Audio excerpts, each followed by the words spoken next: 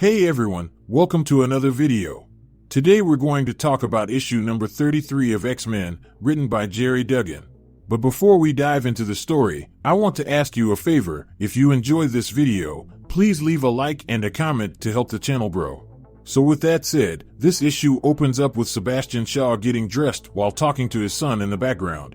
And while that was going on, Shaw tells his son that it is not clear who is going to win the war between Orchis and mutant kind. But in any event, the Shaw family will stand shoulder to shoulder with the victors, whomever they may be. But however, Shaw must also prepare for refuge should something asymmetrical occur. So just in case, Shaw has secured the deed to a waterfront property in Madripoor, but the only problem is, there seem to be some squatters at their location. Now this is where Sebastian's son, Shinobu, comes into play, because he wants him to clean off their land.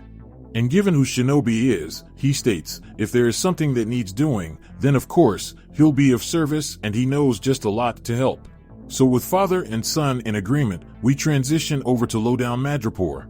Now, when it comes to Madripoor, it used to stretch for miles from the dock, but in recent years, soulless towers have encroached on the neon casinos, sex clubs, and drug dealers that made the slums so beloved across the world. But anyway, getting back to the story, we see the Ravagers coming in hot on board a helicopter, for these were the people that Shinobi had hired. So with the mercenaries jumping to the ground, they made their way straight to the property in question with their weapons at the ready. So with that said, on the next page, we get to see who the squatters are, for we see Callisto at the window.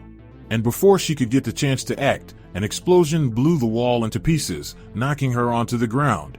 So with the battle over before it started, we see the lead Ravager kick Callisto right in the face.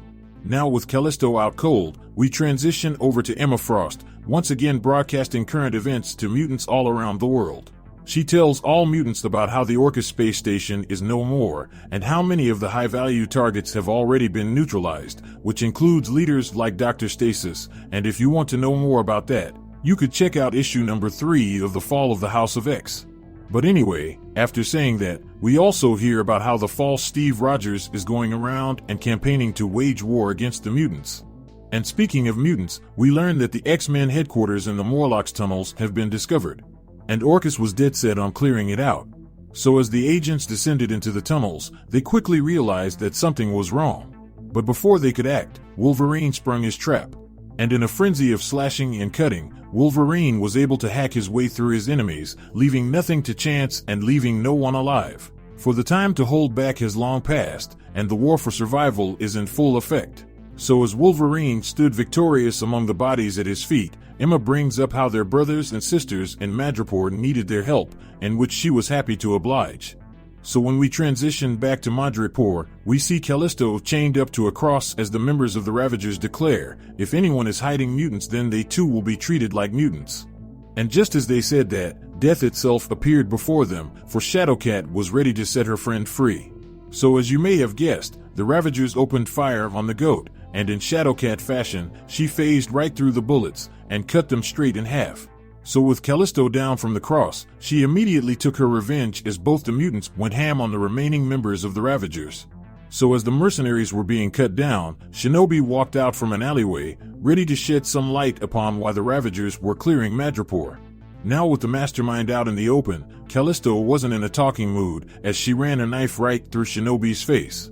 But unlucky for Callisto, Shadowcat was curious about what he had to say. Because right before Callisto's blade made contact, Shadowcat phased her right through him. So with that going down, Shinobi said, there is a vessel on its way to Madripoor right now, for his father has shed his snakeskin once again.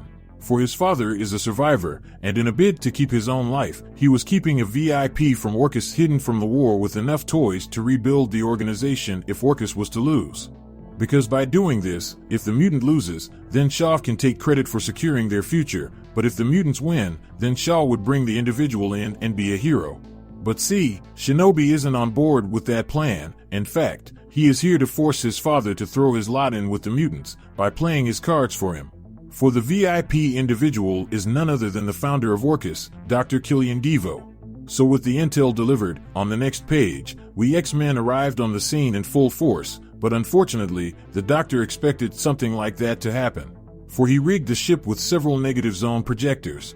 So as the projector started to suck them in, the doctor stated, when the mutant Reed Richards went missing, his intellectual property fell into the hands of damage control, which led to Orcus confiscating it.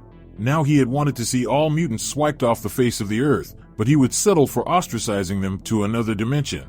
And to be honest, he was super close to pulling it off if Miss Marvel didn't come up with a good idea. Because her idea was to use Emma to call for backup from Dr. Doom. Now once the situation was made clear and placed before him, Doom honored his promise and deployed his team into battle. Now on a side note, I think this was awesome, but anyway, on the next page, we see a portal open up as the Doom's X-Men crash on the scene. And with no hesitation at all, Volta threw her Latverian spear directly at the Doctor. And with a single strike, the founder of Orcus was run straight through. So with the battle over, Slag destroyed the projector and freed the team. So with the founder gone, Wolverine couldn't help but to wonder that this cannot be the end. But Volta was not about to wait to find out, for she beheaded the remains. So as the two teams started to bond in their shared victory, Wolverine extended a branch to them to join the X-Men, but that was quickly shot down with no ill intent. So with that said and done, Emma received a call from Cyclops. For on the next page, we jump over to the moon, where we see Nimrod beating the heck out of Cyclops. Because Nimrod noticed that he was telepathically telling the team about him. But see, none of this actually matters to Nimrod, because Nimrod believes that he's going to become a part of something much bigger, something much more powerful than the X-Men could ever imagine, because he was about to be part of a god. So as Nimrod started to walk away, Cyclops informed the rest of the mutants that the entire Orcus organization was a Trojan horse for the machines of death. For their goal was to pit the mutants against humans in a war, so none of them would look up at the greater threat in the stars above their heads. Because the artificial intelligence never wanted to save humanity. Because in actuality, Nimrod, Omega Sentinel, and Moira were just biding their time in building a great machine and building Sentinel City.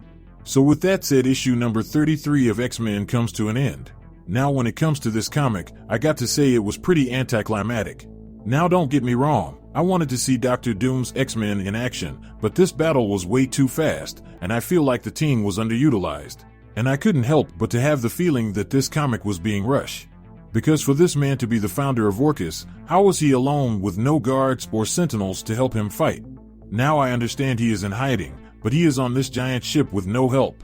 So with that out there, if you want to stay in the loop about any individual storyline, then how about you hop over to the playlist section down below or in the link cards above to get all caught up on the X-Men runs.